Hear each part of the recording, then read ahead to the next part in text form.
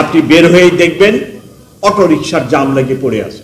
ঢাকা মহানগর পুলিশের কমিশনার শেখ মোহাম্মদ সাজ্জাদ আলী বলেছেন, অটোরিকশাকে লাইসেন্সের আওতায় আনা হবে, রাজধানীতে সীমিত করা হবে অটোরিকশার পরিমাণ। শনিবার 21 ডিসেম্বর রাজধানীর কাকরাইলে ডিপ্লোমা ইঞ্জিনিয়ার্স ইনস্টিটিউশনে পুলিশ, ছাত্র জনতা ও রমনা মডেল থানা এলাকার নাগরিকদের মতবিনিময় সভায় তিনি এসব কথা বলেন। ডিএমপি কমিশনার বলেন, রাজধানীতে এখন প্রধান সমস্যা যানজট, যা নিয়ন্ত্রণে সর্বোচ্চ গুরুত্ব দেওয়া হয়েছে। মোটরসাইকেলকে ফ্যামিলি যান হিসেবে ব্যবহার করা যাবে না, মোটরসাইকেল নিয়ন্ত্রণ করা হবে। যত্রতত্র পলিটিক্যাল মিছিল মিটিং করা যাবে না, অনুমতি নিতে হবে। বাসা বাড়ি করার সময় রাস্তার উপর মালামাল রাখা যাবে না, রাখলে মামলা হবে। তিনি আরো বলেন, প্যাডেল চালিত রিকশার সাইজ ছোট, কিন্তু অটোরিকশার সাইজ বড়। অটোরিকশা যে দ্রুত গতিতে বাড়ছে, অচিরেই বন্ধ করা না গেলে কেউ ঘর থেকে বের হতে পারবেন না। ঘর থেকে বের হলে দেখবেন অটোরিকশার জ্যাম লেগে গেছে, আর কোনো জায়গা নেই। সবাই এখন অটোরিকশার ব্যবসায় ঝুঁকছেন। 80 থেকে 90,000 টাকায় কিনে প্রতিদিন লাভ পাচ্ছেন। সবাই অটোরিকশার পেছনে ঝাঁপিয়ে পড়ছেন। এছাড়া তিনি বলেন, ঢাকা শহরের কোনো রাস্তা পরিকল্পনা করে তৈরি করা হয়নি।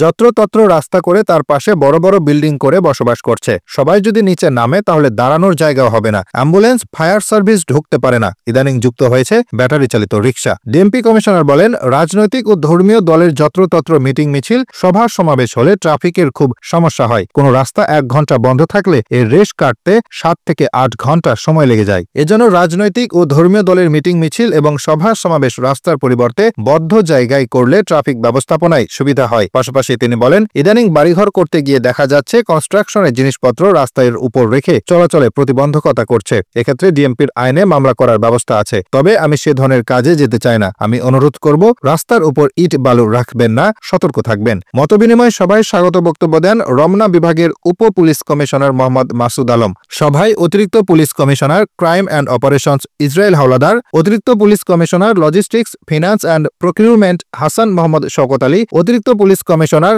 সিটিটিসি মাসুদ করিম সহ বিভিন্ন রাজনৈতিক, সামাজিক, পেশাজীবী, ধর্মীয় প্রতিষ্ঠানের নেতা, শিক্ষা প্রতিষ্ঠানের প্রধান ও ছাত্র আন্দোলনের নেতারা উপস্থিত ছিলেন।